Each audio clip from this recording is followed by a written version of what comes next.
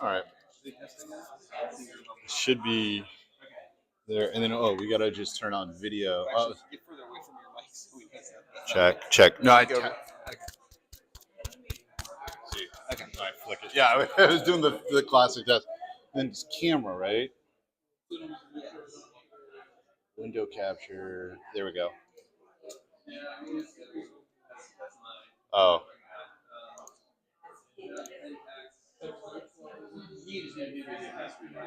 there we go.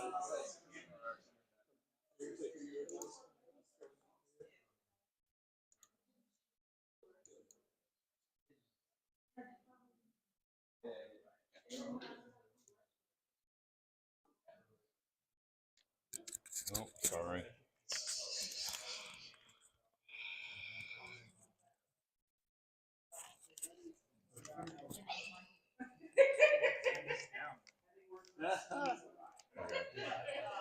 And how does that look on OBS? There we go. All right, so sit down here. We're gonna pass this microphone back and forth. We're gonna say okay.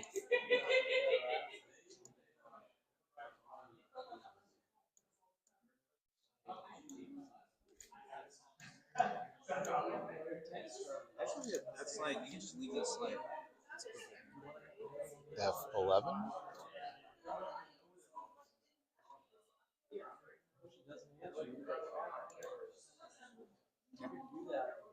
Okay.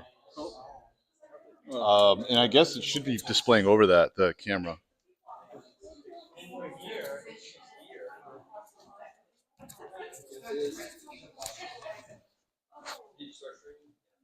Wait, the stream should be up. Unfortunately, for everybody who had to watch our setup.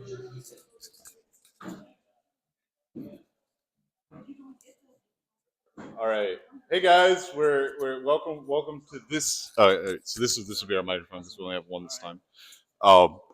Welcome to this week's Silicon Swamp. We're gonna do a slightly different format this week instead of like a normal just straight presentation, but we've got Cy, one of our very own, original Tech Bean Silicon Swamp guy. Yeah, there we go. All right, mic levels check. for our mini streamers at home. Thanks for being. For those of you who don't know, like our normal format here at Silicon Swamp, we come in, we do about when we're not online, we do 30 minutes of networking ish. So these things start around 6:30. When we are online, we do try and start 6:10, 6:15 because there's always a little bit of delay. So I know we have not managed expectations on that, but yeah, we try and do as close to weekly as we can. Tech meetup, where we bring in a guest as often as possible from the local community or somebody who wants to talk to our local community. So, for those of you who don't know, we're the Columbia chapter of Silicon Swamp.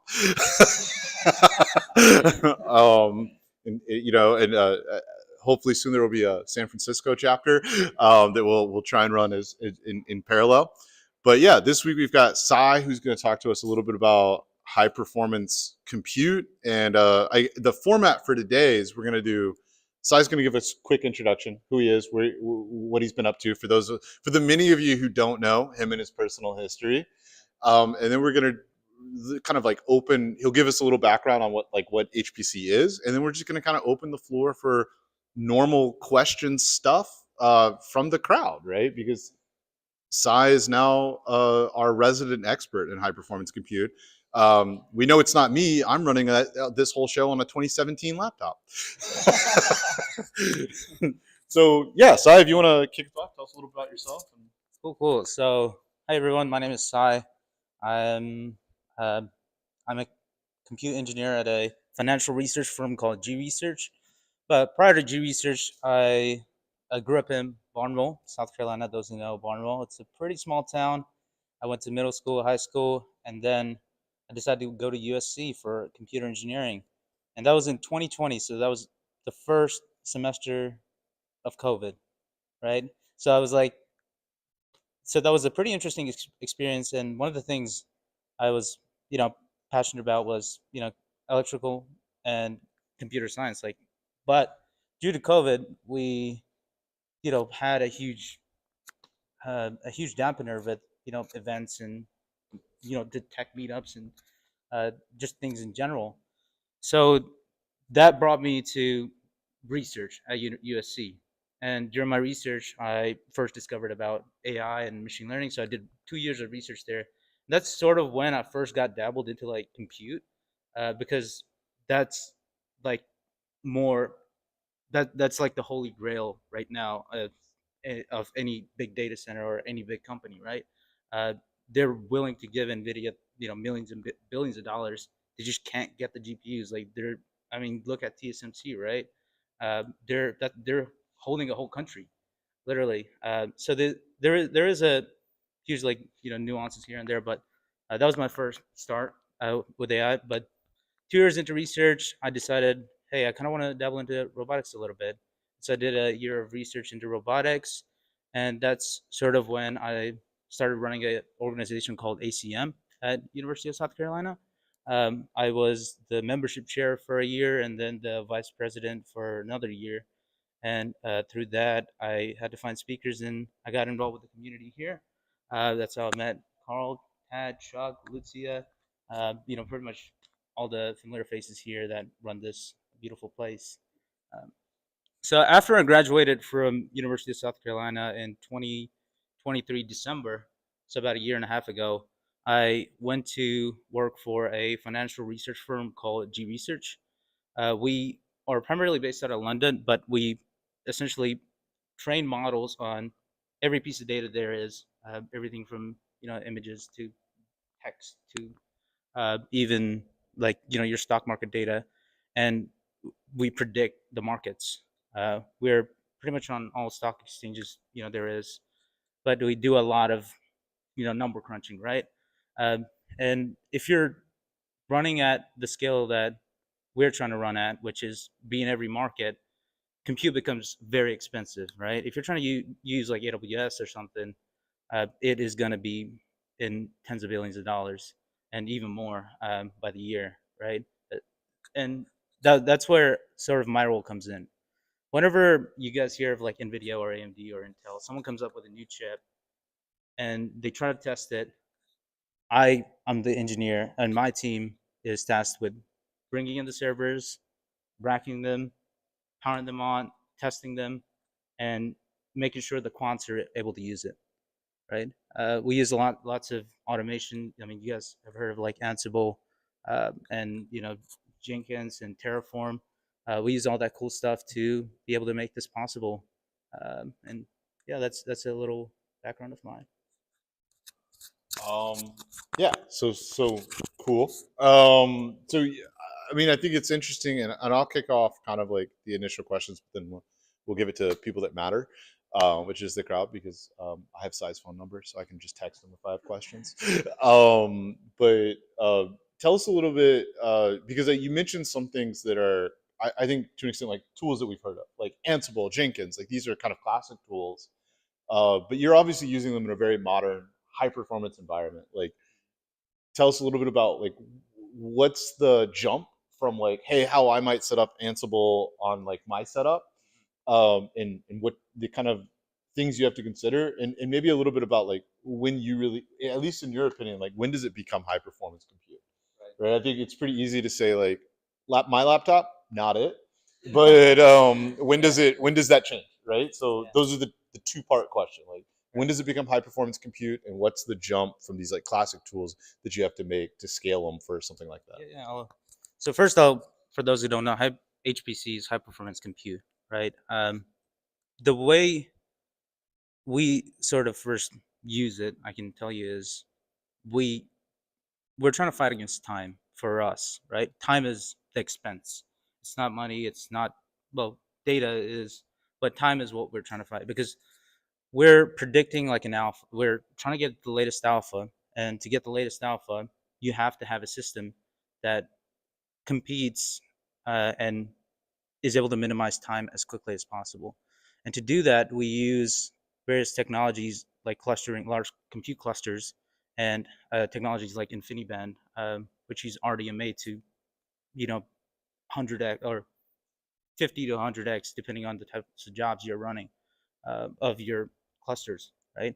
So the way we define ourselves like a hyper HPC cluster is like we're optimizing for speed. Even everything from like your fundamentals, right? Your storage, your networking, and your compute, everything is optimized for speed. The latency, like we're always trying to bring in the latest technologies that NVIDIA or anyone puts out, and that's always on the cusp of months or less than a year from whenever they release it. And I'll go through like the life cycle of when you like how you scale, right? So let's say like you spin up a database, right? You can spin it up on Tag and spin it up in his laptop, right? So Maybe. so yeah, I mean, once you get it up and running, it's fine. But let's say you want to get to 1,000, right? Well, after 5 or 6 or 2 for Tad, the laptop might crash, right? So what you're going to start using is something like AWS or GCP, some sort of public cloud, right? And to do that, I mean, it's fine. You can manually go in and do it via hand, but also this is where a tool like Terraform, right, infrastructure as code would come in and be extremely helpful. You can make one line, one change in your GitHub repo, one line change, and now you can make that 10 to from a quantity of a 10 to like 1,000, right? So that's where like Terraform comes in. But then when you go and say, hey, I want to have like VMs attached to this, and then I want to be able to do cool stuff within those VMs. Like, hey, you have two cases, right? One, you want to manage the database. Now you want to host something on the front end, but you also want to care about like the speed of who gets what and all of that. Now you might start considering, using something like Ansible, right? Ansible lets you. Ansible is an automation tool that goes in, has these like service accounts that go into a virtual machine, perform a task like run a piece of code, right? Like something in Bash or something, and then goes through different tasks, and then goes to like a playbook is like a set of tasks, right? That's where like Ansible comes in. And once you have these playbooks, it's great. But let's just say you want to sort of do it 10 o'clock in the morning or 2 in the morning, right? Regardless of the schedule, that's where something like Jenkins would come in.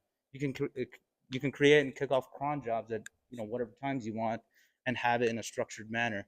And so this is like the cusp of how like the things like evolved. And for us, one of the biggest platforms we use is something called OpenStack. That's the picture right there. I use it daily. It's at the center of my job. OpenStack is a tool written in Python. It's actually a piece of software written in Python that lets you host your own private cloud. And OpenStack is completely open source, so you're not dealing with any like big vendor issues right off the bat. The only thing you have to at this point worry about is, your like hosting your own compute, like your data centers, your powers, and your human resources. Uh, and this sort of touches like one of the points I made earlier, right? Whenever you're running a public cloud, it's going to cost you billions and billions. Um, and when you make that switch, there are very limited options as to what you can use and have a reliable scale. Yeah.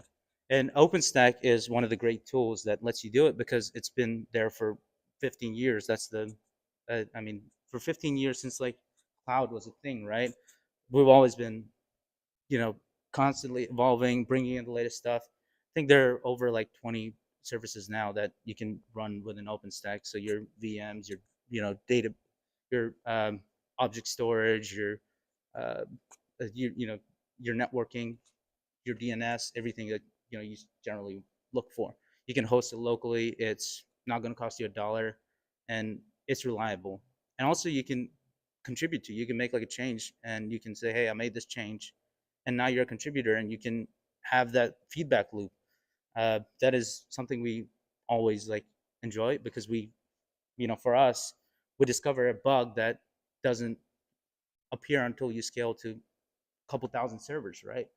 And we really want that feedback, and we put it, and we have our open source contributors that we work with, and we give them feedback, and they work with us, and I think I answered more than what you asked for, but yeah.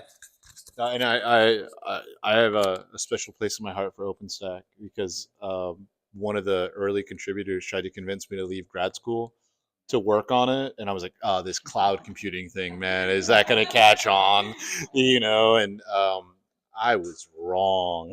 I should have done that. I need to take a look at this. Yeah, like, oh man, like he still harasses me about that today. Like, oh, how was grad school? This is fine. So yeah, I mean, I think it's cool to hear somebody who's got some real world experience with large infrastructure, right? Because I think that's certainly like a rare thing. Like, I think a lot of us have probably spun up clusters, and some of us have worked with things like Kubernetes.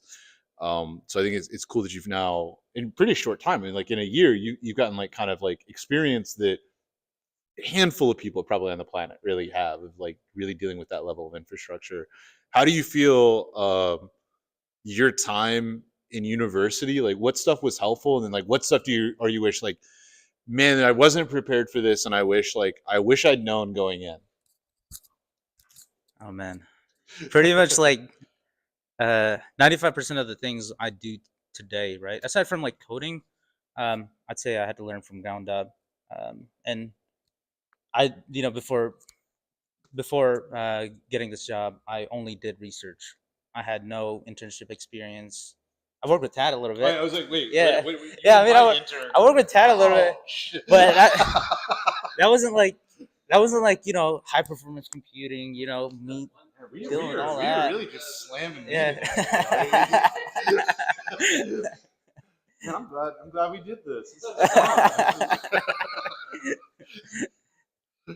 Yeah, yeah, it was yeah, no, it was a lot of learning, right? I think everyone is learning to some extent, right? Some of us learn across different horizons, and for me, that's what I was doing originally. I was doing like a ton of IoT stuff, like low level programming. I mean, I learned two assembly languages, so I mean, it was it was from that to writing pretty, just code in Python without just hoping it will work and moving on to the next step because there's such a huge backlog, right? And one of the great things I do today that I, don't never thought I would do is like working with some of the latest technology, right? Um, and I was in one of our data centers, one of my company's data centers, like 2 weeks ago, and we we were, doing we were adding servers that only people can imagine outside of America, right? And that is truly like a once in a world type of experience that you mentioned. Um, it is. It does also like give me like a little bit of a glimpse into the future, right? That's also another thing that I think I have or I'm experiencing right now is like, hey, there's a problem with the scale that we're running.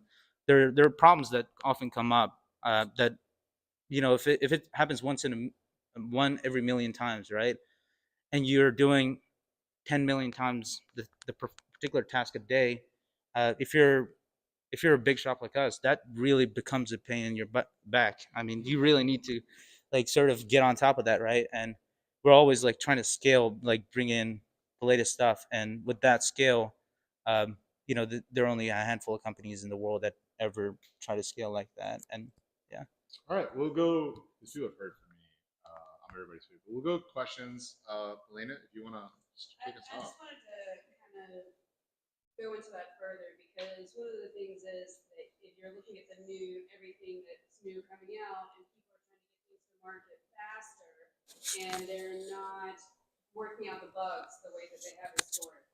So people are kind of learning on the fly. And when you're looking at that large, I'm just gonna hold it. You can talk. okay, Yeah. when you're processing as many transactions and you're really going to run into those bugs, how are you keeping up with that? Like, are you only just looking at the new technology and then trying to work through the bugs yourself? Are you able to manage time and still sleep and eat and have a life? or Yeah. what does that look like? Because it Yeah. is exciting, but it's also a lot of work, right?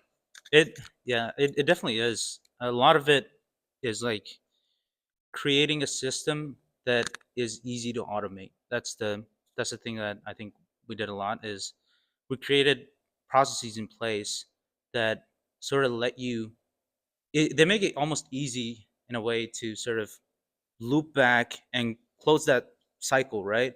Because if you're letting go of the problem till the next time and the next time and the next time, that's when it becomes a problem, right? And what we focus on a lot is automation. It's not like, when you add 1,000 servers, you don't want to add 20 people or even 10 people, or even one person. That ideally the problems should be at the physical layer, like someone going in, taking out the component, replacing it with the if it's a faulty one, like replacing it, right? So that's where like you should, expect more people. But for us, it is a lot of like, sometimes we do stay up, you know, until like 12 or 1 or 2 or 3, if there is a problem. And the rate at which we're also making changes, right? That's also an interesting thing because we have critical services that depend on our infrastructure, but we're also trying to modify our infrastructure, the underlying plumbing that hosts our infrastructure to be able to facilitate your new servers, right? So whenever we do that, things often break, and that's the biggest problem. Like when they break, like we have to, there's no solution. Like you can go on the internet and try to find or look it up on ChatGPT, but yeah, that's the issue. And also, if people are working with it at this scale, they're not gonna like put it out for everyone to you know see, right? um and yeah, I mean, you do have to like put in the hours. I do have a great team, I'd say, because they're willing to uh take the hit once in a blue moon, and I'm willing to take the hit if it happens. But it does mean that you have to be motivated, you have to be willing to learn, and dry all the dirty laundry when you get the opportunity. But unless your whole team's on the same page, I do assume like it does become difficult. And also like the management side is also another thing, right? If you're an engineer, you ideally don't want to fight with the managing management about bringing in innovation. The management should be funding the innovation, right? And that's something I'm extremely grateful about, is because like if there is something new and something that's awesome, like we will try it out. We will test it before saying no. Yeah.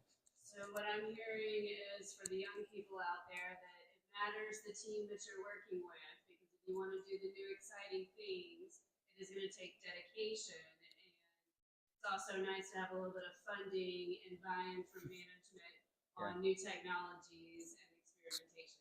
So I appreciate that. Oh man. Yeah, absolutely.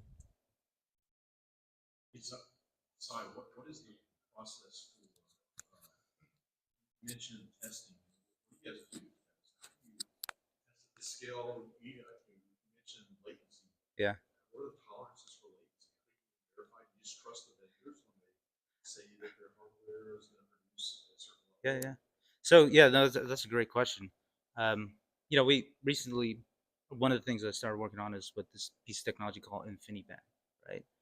Whenever you have like a ton of GPUs, right? What happens is unless they're in like the same chassis, like the same server, like the latency at which the one GPU on one server can communicate with the GPU on another server, it expands a lot. It just increases, balloons up. And the technology I was working with, what it does is it skips that whole process of going through the CPU, like the PCI bus, right, and uses NICs to network cards and fiber optics to communicate. And with that project, that's one of the most impactful projects there is. But also, it's a project where a lot of things can go wrong, right? Especially if you are familiar with like fiber optics, um, like the cables are nanometers, or they're or not nanometers. They're pretty, they're you can't see them with your eye. And the biggest problem was with the hardware level, where it can be the connector, it can be the light not being bright enough, it can be a plethora of things that are not at the software level, right? And the way we tested that was, um, you always have a POC, right? You always have to test it initially, and you have to work with your vendor at some level.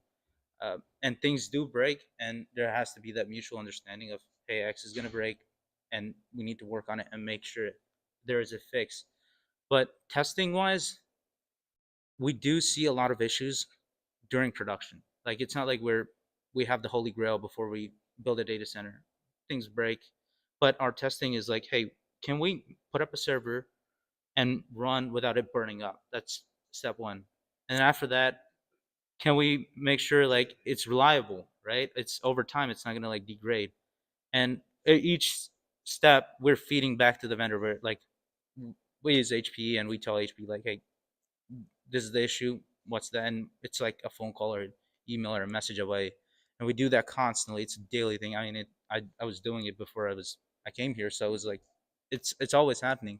But communication is the thing, and then also like having a good testing, dev stage and production environment is important.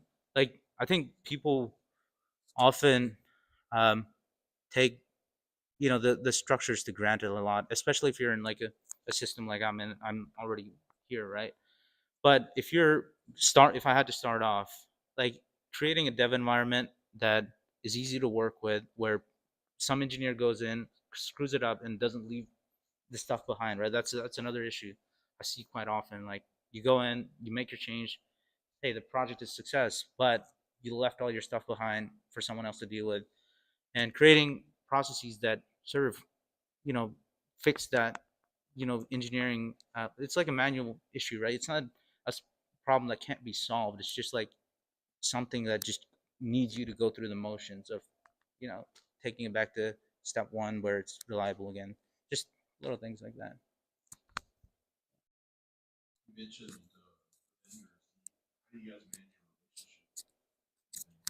Yeah, it's I mean, Money talk or what? yeah, it definitely does. Yeah,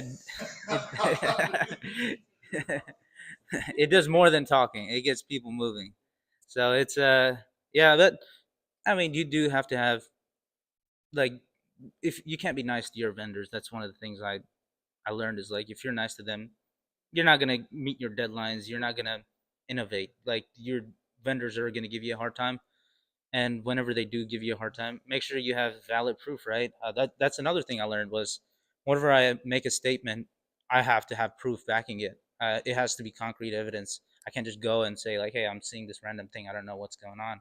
But I have to actually like let them simulate it, create some environment that they can understand, and test it in their sense. And if they can, and let's just say there is a bug that they can't fix it, well, it's their problem now, and they have to give us new servers or new kit, or give us hardware that isn't faulty. Yeah.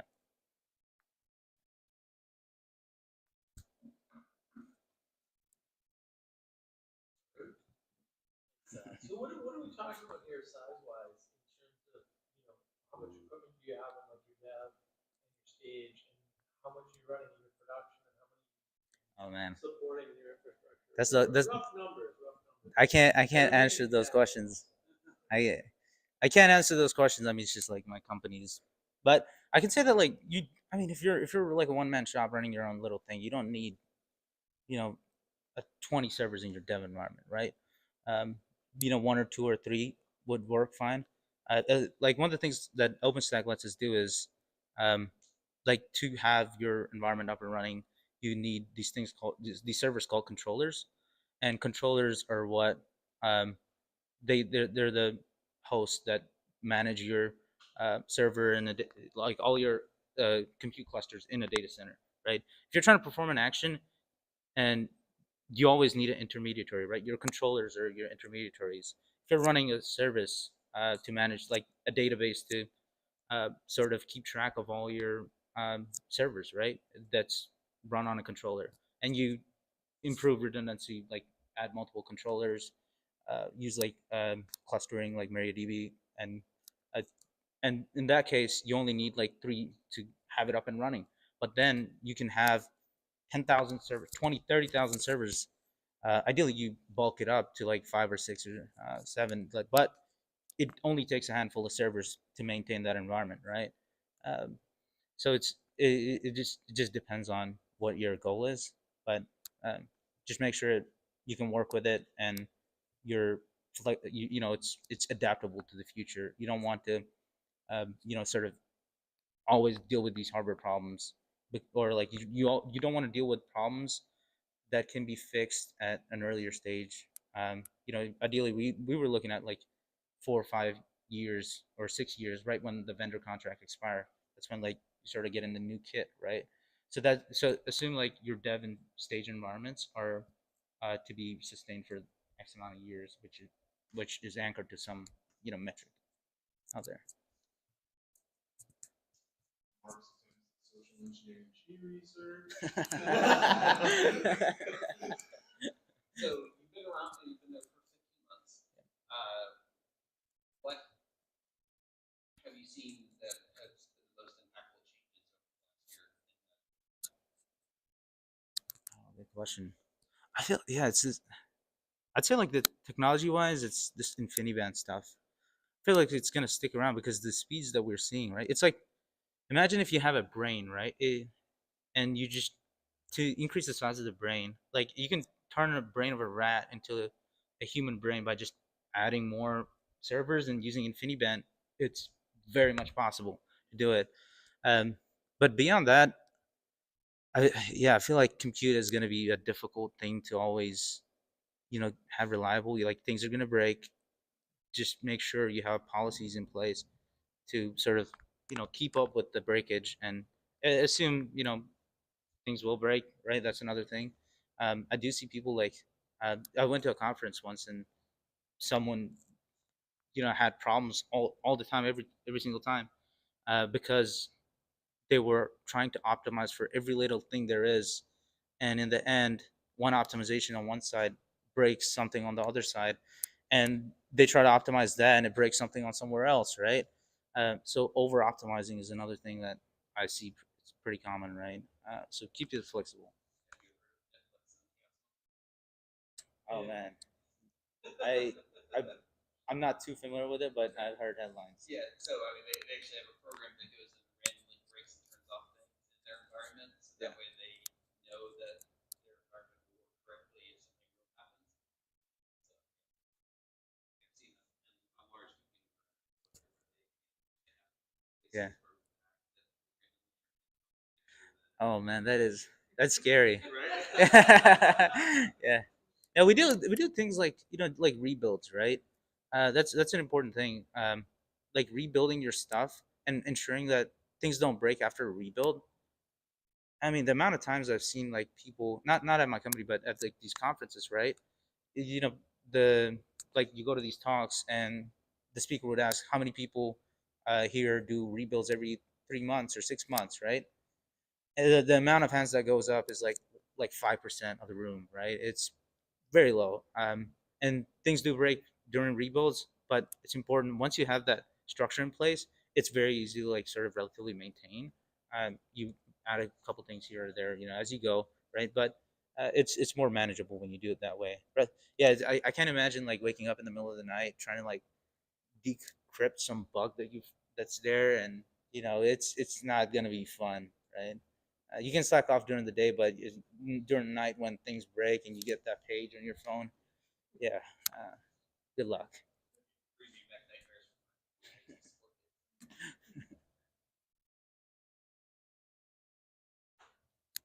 What was your question, Chuck? I'm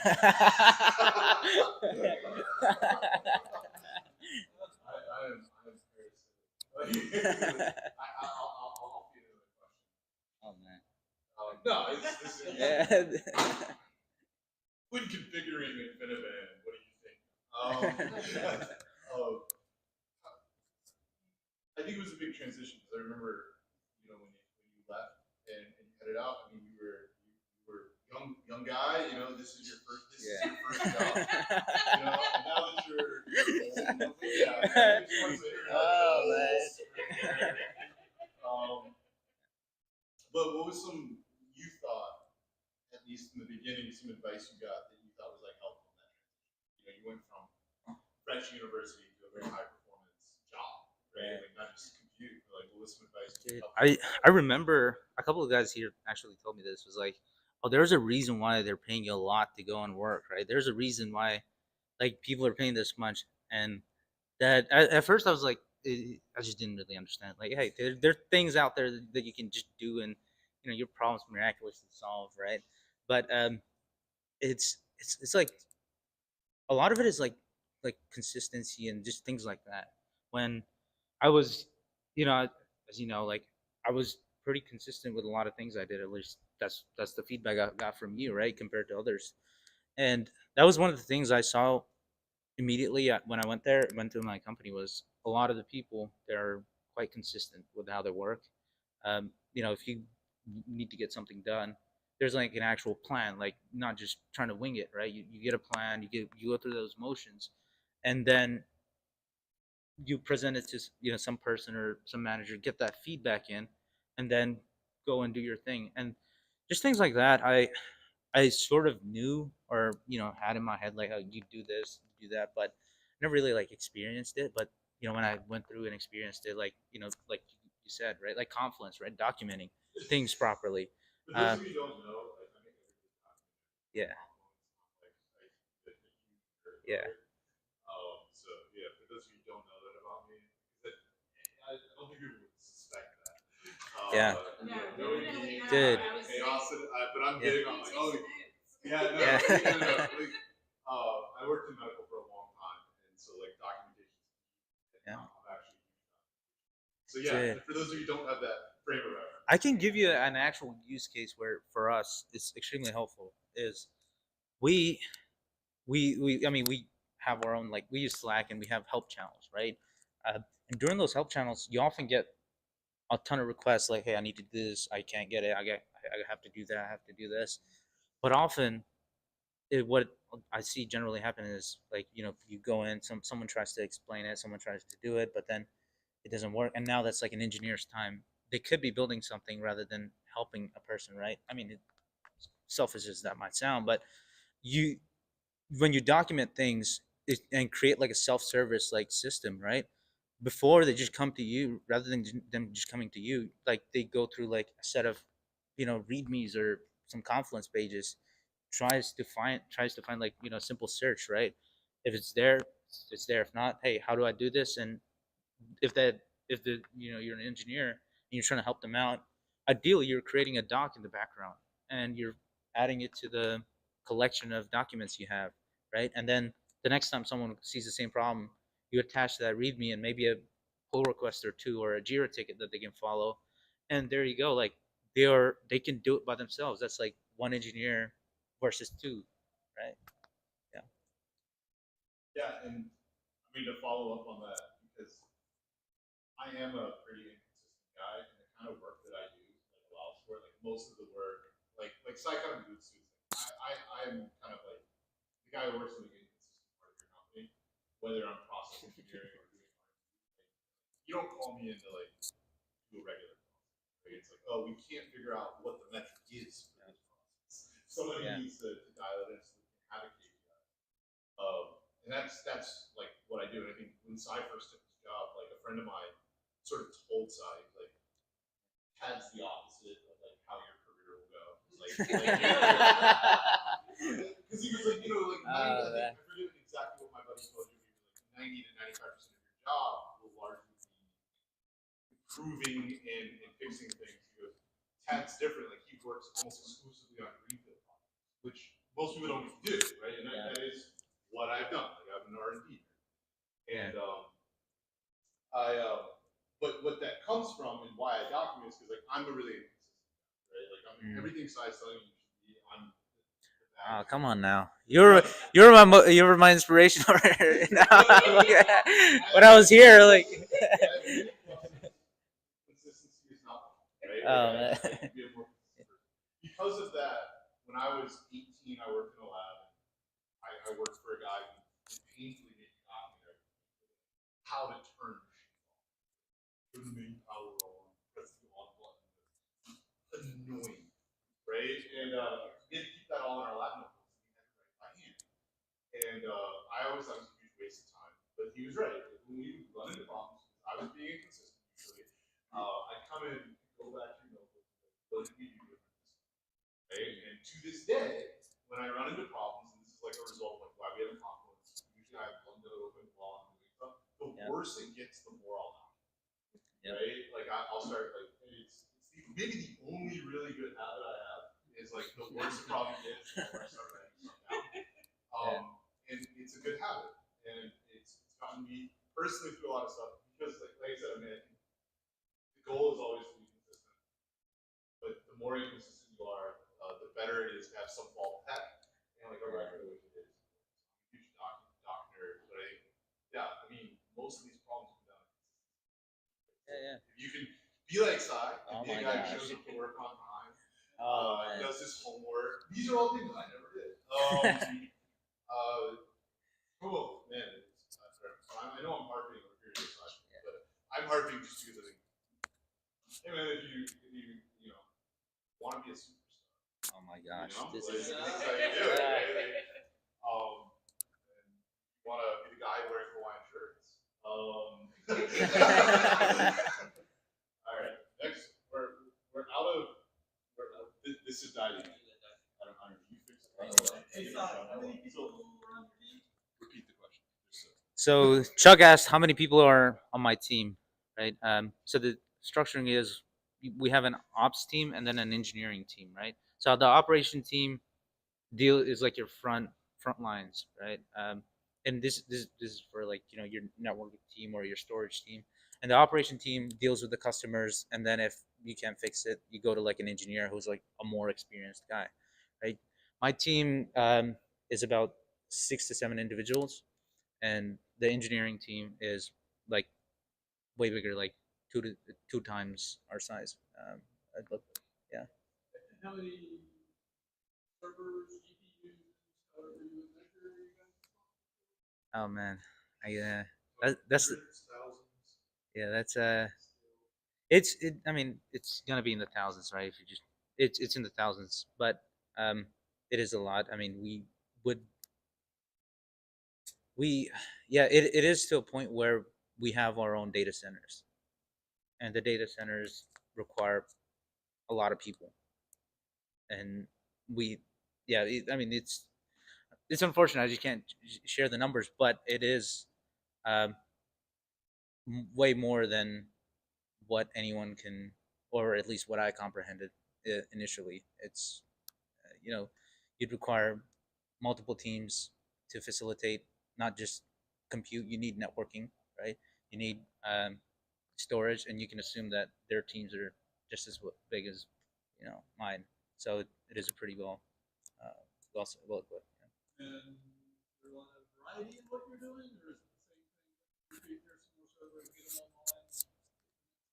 Oh man, I wish it was just that, but no, no, it's all it's like a little bit like whenever there is new stuff, I'm in the picture somewhere trying to add it, right? But then there's also this part where someone tries to use it and there's a weird bug they see, like if they're running particular language model, or like a particular um, like type of service on a particular hardware, and they see this like infrequency with the hardware, right?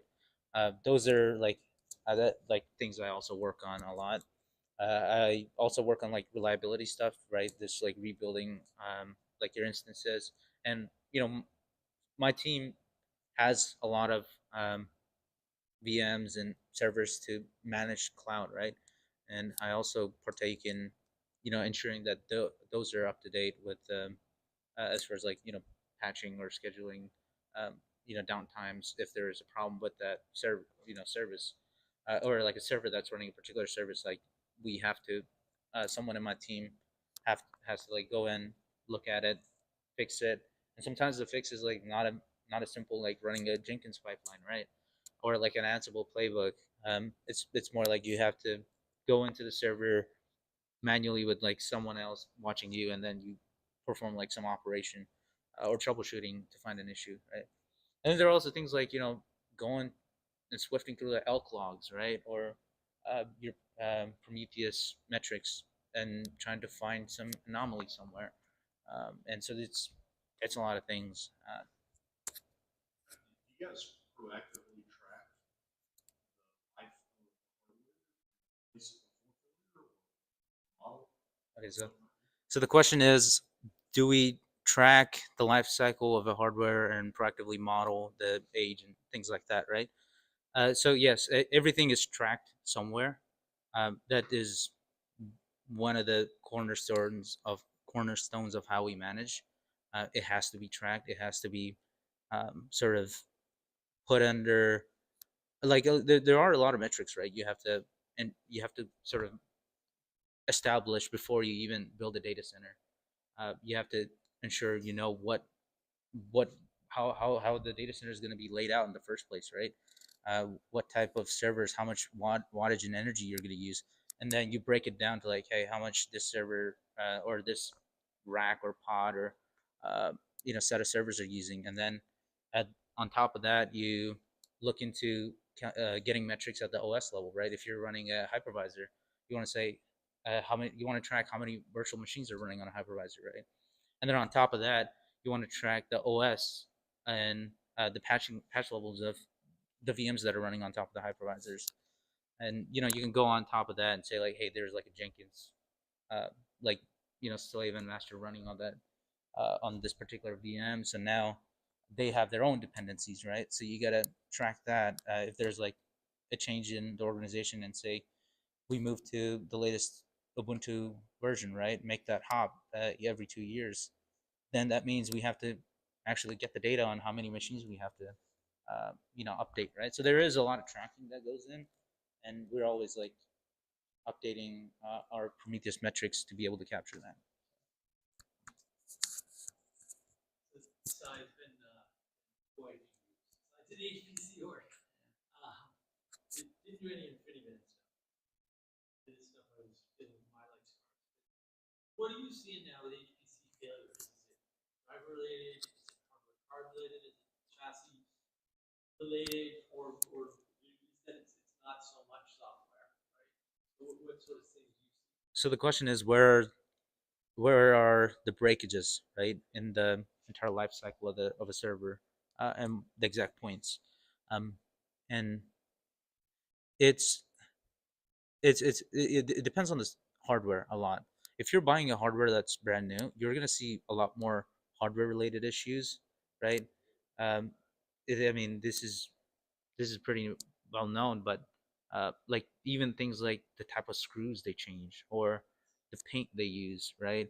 Or if they change like a hardware component, uh, like the ICs on some chip somewhere, right? And the next version, you know, they don't have like a firmware fix for like some bug somewhere. That's a software issue, but then also that's a kind of like a hardware issue too, right? So it doesn't. It's hard to it's difficult to like boil down to like firmware versus hardware, but hardware is at the end of the day your like breaking point that sort of decides if we're gonna throw away a server or not. Software bugs, um, it's like you detect them once and you update the automation. So you also like you. It's difficult to see the software bugs as easily as like a hardware because the hardware it's like like a server's down. And that's our big number, right? The number of servers are down. But if it's a software bug, we have like automation that kind of goes in and does a set of checks and updates the firmware. And those they're a bit they're a bit under the spot are not under the spotlight as often. So yeah. Are you updating cards when hardware fails, or is it just chassis Oh, replace chassis? so when the hardware fails, like a HPE server, right? Um, the first set of steps is you go through the logs, you check and see if there has been like a critical event, right? If like if there is a critical event like a processor suddenly disappeared somewhere and it has been running for like 3 years, it's likely not a software issue, right? And HP does a pretty good job of like we send them the logs and they do the parsing and they ask us to do like a like reboot the server or something like that. We do that and they generally come on site, replace the hardware, and we're good to go. Uh, but if it's at like a different level, right? If the software that we're applying is uh, how do I say this? If the software like that we're applying is sometimes it's like also tied to like the some software you can only apply at the OS level. Right? For like GPUs, for example, you need an operating system on the machine, and those they tend to break often. They that can cause a lot of problems because like if someone picks like if someone's testing the software, right, like if you have a new model of GPUs that you're integrating and the process to update the GPU might be the same but with very little differences, and if you use CentOS instead of Ubuntu, that's a huge problem, but it does happen now and then, but it's easily identified in Give a those cases. percentage hardware versus software issues in uh, I'd say like the I don't think there's an easy way to say it because your hardware is always aging, right? There's an age component too. So and also like the component itself that's failing. Your DIMMs fail very often. It's not like they're not they're one of the most frequently failed components because the way we're running it, we're running jobs all the time, um, and we have a calculated number, right? That a server needs to hit before it's like worthless to us, and that means the jobs that we're running, they eat up the memory sticks like crazy. um, but then you have your software fixes if it's like a new OS or if it's a new like firmware bug, we tend to catch them pretty well, so it's like hardware most of the time. Yeah. You mentioned just having to do a lot of something learning when you first started. Was there a process in place to kind of help you on board with the team? Kind of free to the wolves? Yeah. So the question is there a process to like onboard? It's so this is when I went in, right, I didn't know Ansible, Terraform, or Jenkins, or Elk, or Prometheus, or any of those tools. I just knew like Python and Bash essentially, and C++. But we I mean, you do hit the learning curve pretty rough. I had it pretty rough. It took me, I'd say, a year to get comfortable with our environment. But um, the biggest thing I did was take risk. You have to take risk. If you take risk, you fail. You remember it. You're not gonna forget it ever. I mean, imagine like this, right? When I was in university, one of the things I did was like worry a lot about tests and quizzes, right?